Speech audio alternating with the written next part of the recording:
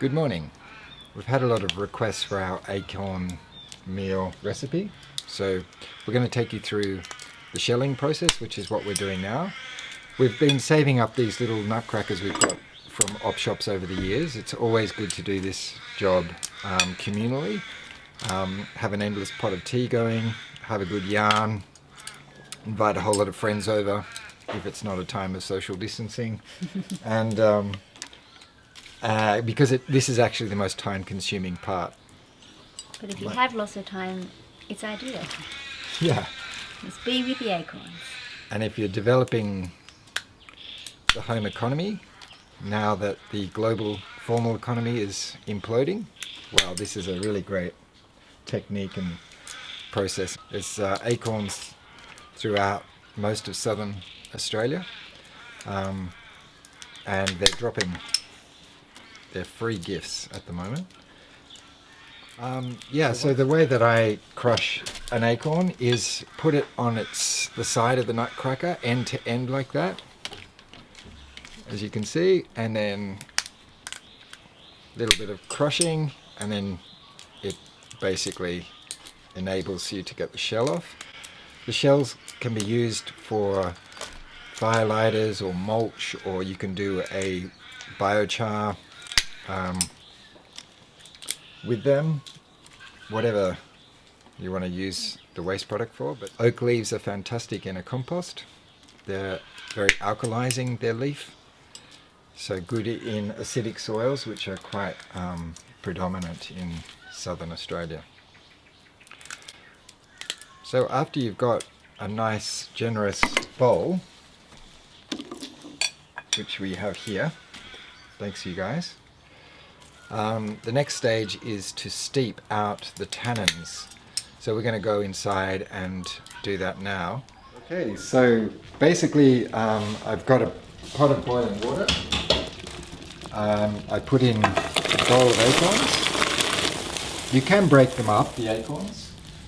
They'll get broken up in the next 2 or 3 steepings. So, and we're going to grind them eventually. Bring it back to the boil and then take it off the stove for 20 minutes. So we do this process with English oak, which is the most common oak in this part of central Victoria. We do it 5 times. We'll just wait for that to steep and we'll come back for the next stage.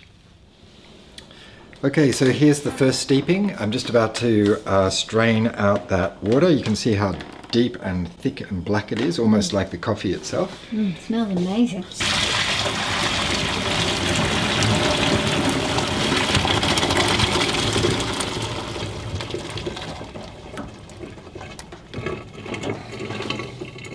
And I'm just going to give that a little bit of water, just to wash off any excess tannins.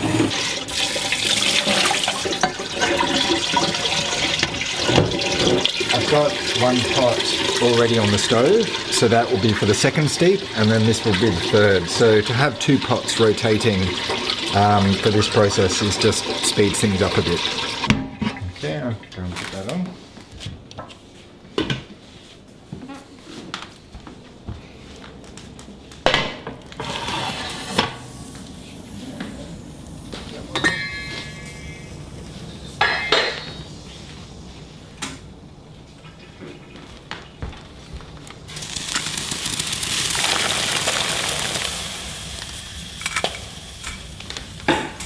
Then just give it a stir.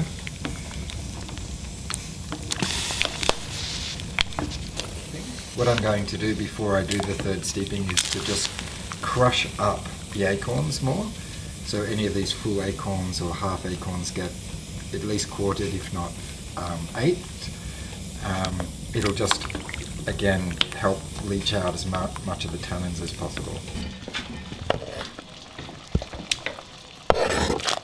Okay, so the acorns have been steeped 5 times now. The less colour, the more neutral the flavour.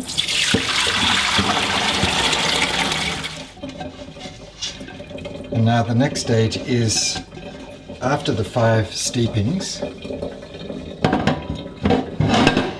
leaving each one to soak for 20 minutes before straining and rinsing, is to dry them. You can either dry them in a dehydrator or put them on a fly screen rack, which we've got from the tip and cut down. We've got lots of these over the years from our local, what we call our salvage centre. So just spread them out. They're going to be quite heavy, and these little frames are a bit flimsy, so you kind of need to have your arm under the middle when you carry them out, just to support. And they're going to go out in the sun. There's actually not much sun outside, but they will dry.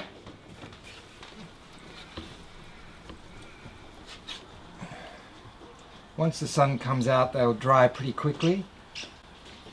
You can also put them above the fire. We've got drying racks above our fire. Okay, we're back.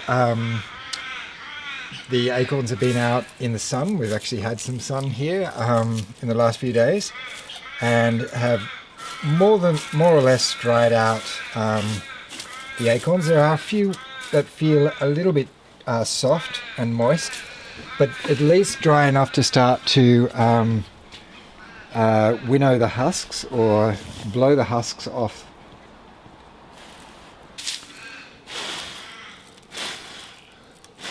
So if you were going to then convert this to flour, you would put them in either mortise and pestle, which is a lot of hard work, to grind them into a flour, or to pulverize them into a flour.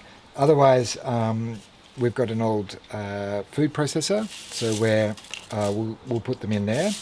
But I'm actually thinking the last few days that I really want to, we've got a whole lot of hops that we've just picked. We've got heaps of honey, so I'm going to make an acorn honey hops beer.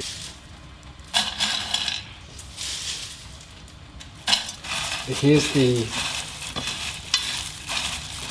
dried acorns. Yeah, if you're on the road and it's more of a survival situation, you can actually just collect acorns and throw them into the fire and roast them. Put them on the coals, get a whole handful, put them on the coals, get them out, cool them down after probably 10-15 minutes. So put them on in their skins? Yeah, put them on in their shells, and then break them open, and they should be pretty well cooked by then. And if you add a bit of salt, you can...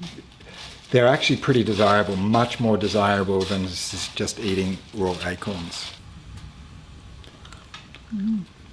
Yeah. So quite a neutral flavour now. You don't have the astringent, funny, velvety taste on your mouth when you eat them. So the smell that's entering the house is really delicious at the moment. It's like toasted cookies. That's the sort of smell you want. You obviously want to avoid burning, so to just keep agitating and putting the bottom ones onto the top and stirring through to make sure that they all get evenly toasted is pretty critical. Again, you can do this in the oven and roast them. You've just got to keep a very close eye on it. So that should be enough learning for you to get us going. You can use acorn meal for cookies. You can use it, as I said before, toasted for coffee and beer. There may be, pancakes and cakes.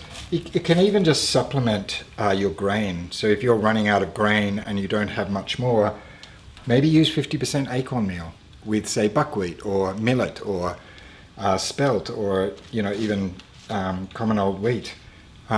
It may reduce your dependency on monocultural crops, which are a huge problem to the biospheres of the world. So tree crops, this is where permaculture started, looking at how perennial ecologies or forest ecologies operate, and how do we mimic or how do we participate in perennial food systems.